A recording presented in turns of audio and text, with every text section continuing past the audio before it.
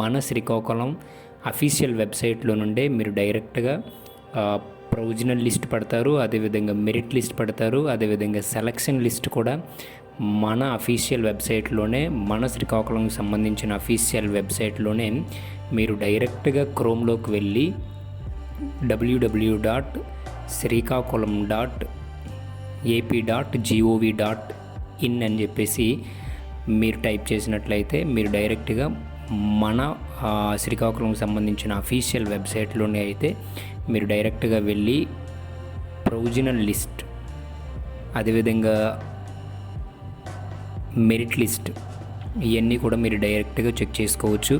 So in case ఎవరికైనా ఇంకా అలా చెక్ చేసుకోవడం తెలియకపోయినట్లయితే మీరు డైరెక్ట్గా ఎప్పుడైతే వెబ్సైట్లోని డీటెయిల్స్ పెడతారో, సో ఆ వెబ్సైట్లో పెట్టిన డీటెయిల్స్కి సంబంధించిన లిస్ట్స్ అన్నీ కూడా మన మెడికల్ కాలేజీలో అంటించడం, సో నోటీస్ బోర్డులో అంటించడం కూడా జరుగుతుంది. సో మీరు డైరెక్ట్గా వచ్చైనా మీరు ఇక్కడ మన మెడికల్ కాలేజీలోనైతే డైరెక్ట్గా మీరు చెక్ చేసుకొని చూసుకోవచ్చు. సో మీ రిమార్క్స్ ఏమున్నాయి, అదేవిధంగా మీరు ఇంకా సబ్మిట్ చేయాల్సినవి ఏమున్నాయి, సో ఇవన్నీ కూడా మీరైతే చెక్ చేసుకోవచ్చు.